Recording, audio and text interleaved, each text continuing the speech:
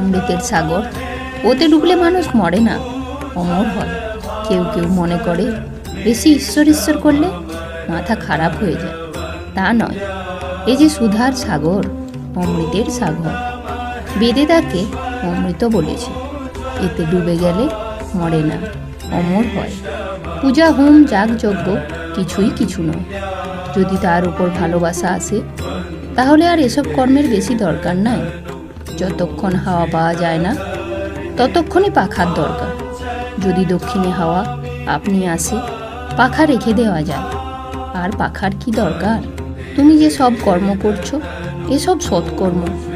যদি আমি কর্তা, এই অহংকার ত্যাগ করে নিষ্কামভাবে করতে পারো, তাহলে খুব ভালো।